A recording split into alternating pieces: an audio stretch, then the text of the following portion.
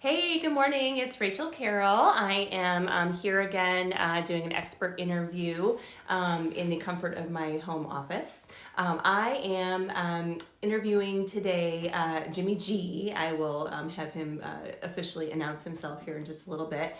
We're having a little bit of technical difficulty with Zoom bandwidth. So what we're going to do is just do audio only.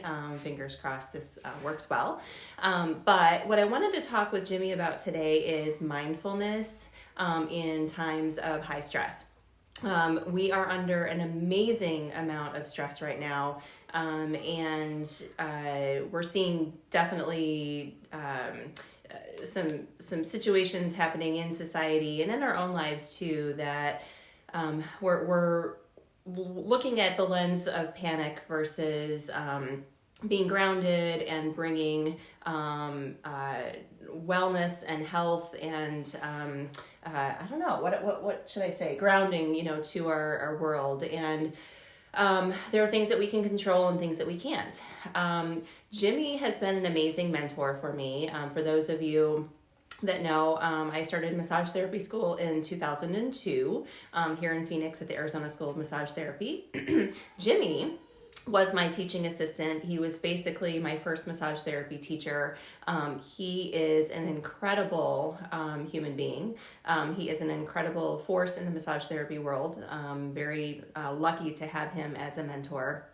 And he has always been a resounding force of calm and presence and mindfulness. And so when I started thinking about these interview series, the first thing that I wanted to do was have Jimmy, come on and speak about some of this, because that's just how he lives his life. And so I guess I just wanted to preface with that. So you're going to be hearing from one of my mentors today.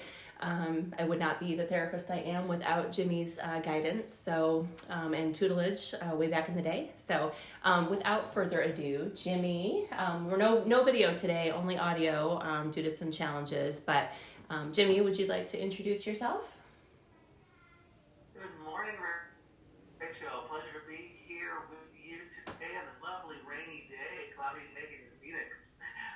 Yes, thank you so much for inviting me. It's a pleasure to see you grow and develop and now become this amazing entrepreneur. It makes me just want to see how far you've come. Thank you.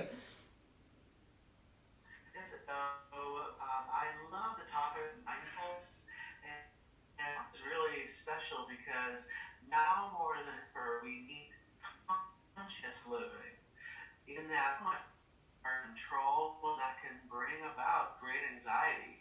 So if we start to flip the script in our mind, there's an Ayurvedic term called samskara.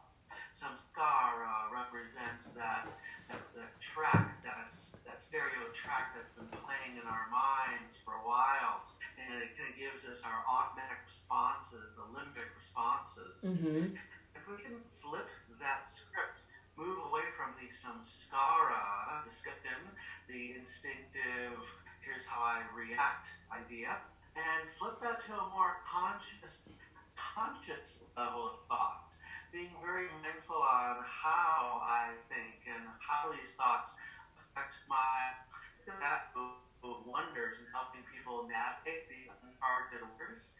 Since we are in an unprecedented time, in fact, every time you read the news, you find there's this more perspective people share comparing to 1920s and 30s depression time and such. I know that all those ideas can seem really scary when we read them online, but being able to curtail the natural instinct of fear and living in a conscious space where I can have control over my body and my thoughts. I can't control what's going on outside my four walls, but I do have control over my soul. I think that's what mindfulness ultimately stems towards, is this notion that I can be conscious in how I view things, how I manage myself each day. So take me through what you do when you get up in the morning. How do you start your day mindfully? Right, for people at home, how do we start our day that way? Because it's so easy for us to get up in the morning and just be in reactionary mode about everything that we see on the news or social media when we aren't even out of bed yet. We check our phone. Most people do. Check their phone first thing in the morning, and then all of a sudden, like, their limbic brain is just in reaction mode. How do you approach your day being mindful? One thing I do is I make sure my phone is in a different room when I go to sleep. My phone is in a separate office in my house, so it's 10, 12 feet away from me. That right there helps me a lot, so not just jump on it immediately.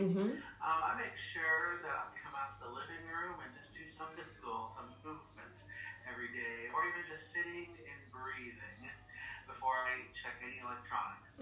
But it's easier when the phone is already away from me. And as I speak, I have to kind of give that the caveat that it's not necessarily good or bad to feel the panic that we describe or feel anxious. I don't want anyone listening to think that there's any sort of judgment. We shouldn't feel it. It's very emotions and anxiety. This talk is meant to help us manage feelings.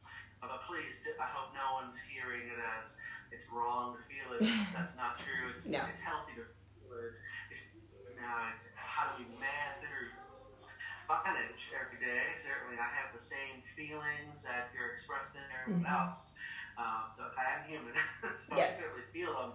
So as I get up throughout the day, I still make sure I get up at the same time each day. I think that's important to continue to maintain a similar routine that you normally would do, since that is very familiar to you in the average times. So I still wake up at about 5:30 every morning. I still shower and everything at the usual times in the mornings. I make sure I maintain routine as usual. And then I start to consider, what can I do today to read something uplifting, read something spiritual. So I have a copy of the Bhagavad Gita. The Bhagavad Gita, great spiritual scripture from Asian Indian faith.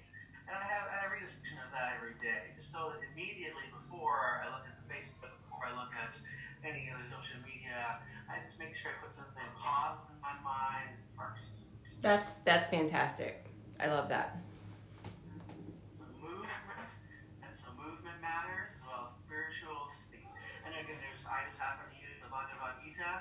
Every spiritual faith has a book of knowledge, a book of truth that they would prescribe to. So I think it's healthy that we just find what works for ourselves. If someone doesn't feel like spirituality resonates with them, just the idea of reading something positive is a great way to interpret this. Just whatever would put a smile on your face, whatever would calm the mind right away, doesn't have to have the word God in it, just whatever you feel keeps you happy would be a great idea. Yeah, that sounds awesome. Now, talk to me a little bit about when you do have those feelings of unsettled, I don't want to say panic, but when unsettled feelings come through your mind from one source or another, we've got a lot of different stressors coming at us from all angles right now. What are your go-tos? Do you automatically go to all of those things that you do first thing in the morning, or do you have a series of things that you walk yourself through when you're in that I don't want to say panicked mode, but when you're in that worry mode versus being grounded?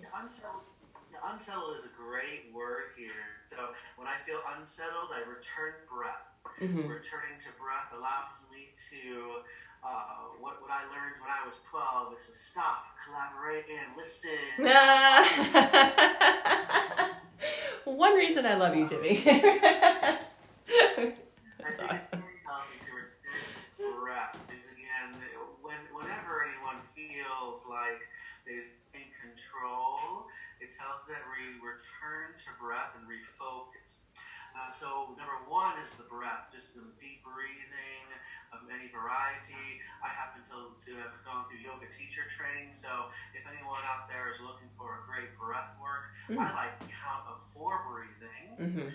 Count of 4 breathing implies that I would breathe in for 4 seconds, hold my breath 4 seconds, and exhale for 4 seconds. Mm-hmm. And you can increase that to whatever time increment you wish.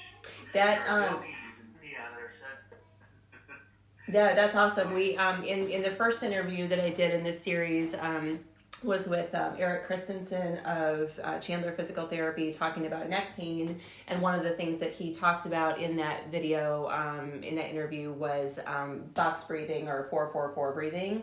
So the same thing. So it has physical and mental positive manifestations. Yeah. Very good. And I also find that if that is not enough, there's a yoga breath called Ujjayi breath, Mm-hmm. where it's called ocean breath, popularly. An ocean's breath, it's the idea is you imagine your breath is like an ocean wave, and as you inhale through the nose, you then exhale through the mouth and imagine and perhaps audibly make that sound of the ocean wave crashing upon the seashore. So that visual, in addition to the breath, might help a lot of people stay focused with breathing.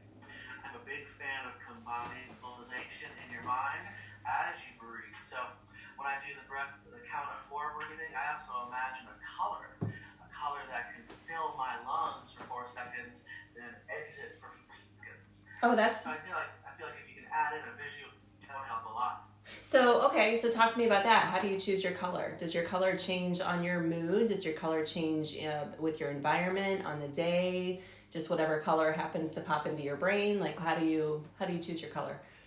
I feel like whatever pops in my brain is what's going to happen. It's going to be proper for me because the color represents what chakra is in most need of attention that day.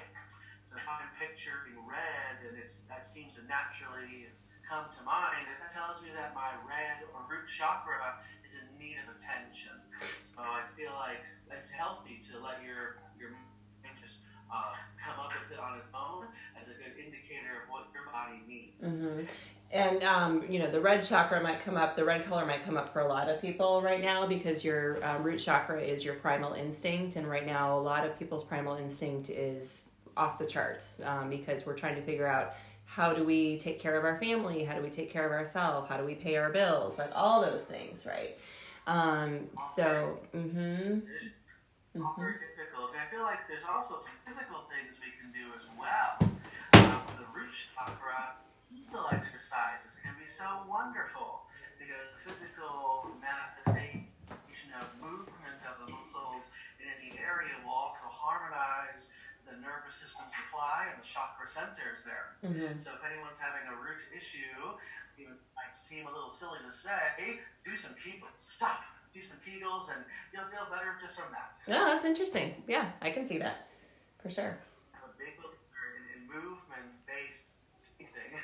Well, I feel like if your lower chakras, like below the belly button, yeah. The second or heart, I could hold my lower belly below the umbilicus, belly button, and I would just simply press into my body there a few times. If it's the third chakra above the belly button, my hands there and press in several times. Touching the heart center if need be. Touch the throat center if need be. Touching the third eye or the crown of my head. Adding a physical movement aspect can be really wonderful, especially if I have stones with me. Because you know me, I've got my stones galore. Yes, you do. So I've been using those a lot. That's great. And for those who don't necessarily know the system of the chakras are the energy centers and frequency centers that we have housed in our spine in Eastern paradigm. And there are many, many, many correlations between imbalance of the energy centers in your chakras with physical manifestations in our body. There is an excellent book, Carroll Mace, it's spelled M-Y-S-S is her last name, but pronounced Mace, Anatomy of the Spirit. That has been a resource book for me for 20, even before I started massage therapy school. So it's been over 20 years. And that's one that I pull out on a weekly basis just to kind of, check myself and see where I am and whatnot. Jimmy, I'm sure you have other resources as well. But what I wanted to let people know is that at the very essence of our being, we are energy. Our cells are energy. Energy turns into matter, and so our conscious thoughts and how we live really does vibrate through our whole body. So we have a choice every morning and every day through every situation. Are we going to put positive thoughts and positive feelings, in our bodies and our tissue, or are we going to go the other way and be negative in our thoughts and in our patterns? So true. That is the core essence of what mindfulness is choice. Again, to go back real briefly to the chakras, they are truly our nerve plexi. The Asian Indian culture just had a term called spinning wheel of light to describe what our Western world call nerve plexi. So we know that what you're saying is exactly true. We know that all that neurological energy is real in our body, that permeates through our body, and the electrical magnetic fields produced in our body, we permeate our own cells.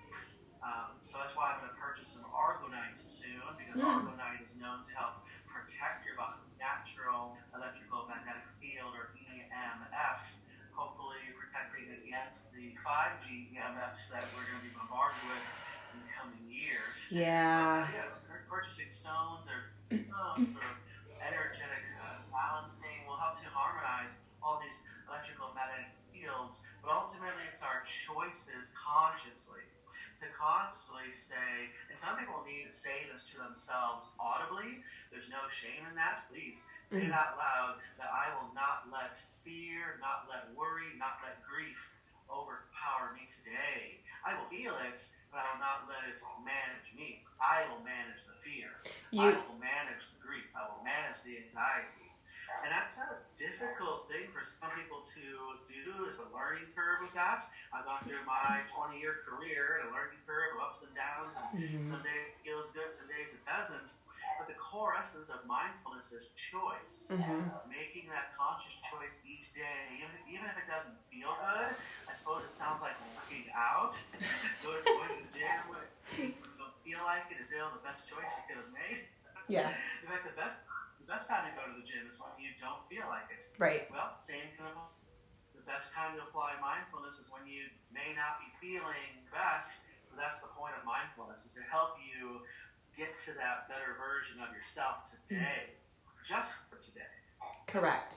Yes. And it, it may be more difficult for people who have a history of, anxiety, people that have a history of trauma, people that have a history of PTSD. Those are challenges, but not limitations. So, you don't have to be perfect at mindfulness on day one. You just pick one thing, right? Whether it's deep breathing in times of stress, whether it's conscious thoughts about what we can control and what we can't. I'm having a lot of those conversations with myself over the last week. There are things I can control and things I can't. And sometimes I actually have to make a list of them. But so it may be more difficult for some people who haven't gone through some of that to get started with this. But do you feel like selecting one thing at a time to focus on might be a good place to start for those folks? Indeed, everyone should practice kindness to themselves, recognizing that the people that they view as spiritual gurus, they were at one point just like them, a soul seeking answers. And again, 20 years ago when I began my massage therapy journey, I was just that. I felt like a lost soul just seeking answers. And there's still some days I feel a little lost. So please know there is no such thing as perfection. We're always in this learning curve of life, and as circumstances change, we practice mindfulness to kind of help keep us in a healthy mindset. One thing that helps me is that I've gone through Reiki Master training, and Reiki certainly teaches great principles to help with mindfulness. It's not called mindfulness in this practice, but in essence, it becomes mindful, conscious living. If I may read to you, Rachel, the 5 main principles of Reiki. Sure. The 5 main principles are: just for today, I will not be angry. Just for today, I will not worry. Just for today, I will do my work honestly. Just for today, I will be kind to every living thing and person. And just for today, I will give thanks for my many blessings. That's So awesome. those 5 ideas, anger, again, I can always change the wording if I want a more positive word. I could have used that to: just for today, I choose joy. Mm-hmm. Just for today, I choose to focus on something good. Today on my Facebook wall, I put something about little kids getting baseballs at baseball games. It's actually just a fun thing to see on TV. Something I just put a smile on your face. Just for today, doing my work honestly, counting my blessings and being kind.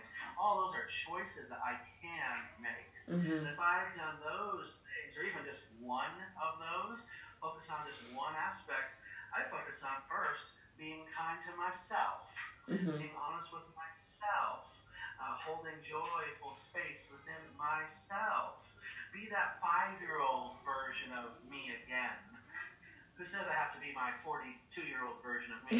Right. This was my 5-year-old version of me today. And I go out and I play outside. I can do that. And that's just a way that can help break out of the unsettled mind into a more healthier mindset. I love it. That's fantastic. Okay, so I think that's a good base for everyone, and how to be mindful. So closing out our interview today, what do you do before bedtime to ensure that your mind is grounded and settled and that you have a restful night's sleep? First things first. I think my dog, you hear my dog in the background, sorry. No, that's okay. Can you hear my daughter in the background? He's trying to answer your question, I think. Yes. That's awesome. So one thing that I do is I make sure I turn my phone off at a reasonable time. I think 8:30 is reasonable for me. Mm-hmm. Just so, again, I know that it's been exposing me to radiation, exposing me to news and such. It's just nice to turn that off. And I just reconnect with family or somebody. I connect with myself. I just make sure I do a check-in, scanning myself mentally. And these days, I've been doing a lot more Netflix TV watching. So I just make sure I watch something completely silly or goofy or comedy, nothing serious, just to kind of have like a happy thought in my mind before I go to sleep. Okay. These days, it's How I Met Your Mother. Love it. Love that. And just so you know, I'm not wearing the jeans and t-shirt today. I did suit up for you today. You did. I dressed up a little for you. Aw. It's you. Well, I'll tell you what. When when our social distancing is over and we are able to be in the same room, closer to each other, we will do another one of these. Maybe at my office, if you're open to that, and we can, or maybe even just a mindfulness event. That would be kind of cool. A couple months down the line when we're all past all of this, but. At your location. Yeah, wouldn't that be fun? Would that be cool? I would love that. All right. I would love that. Cool. Well, thank you, Jimmy, for being with me today and for kind of guiding us through the basics of mindfulness and taking us on a tour of what you do. I wanted to talk with you because you really do implore everything about mindfulness. When I think of people that are well-grounded in their life, in their profession, and in their emotions, you're pretty much at the top of the list. So I wanted to interview you and kind of pick your brain on, how you maybe can guide, our clients and our friends and our family through these tough times. So thank you for taking a few moments out of your busy day to talk with us.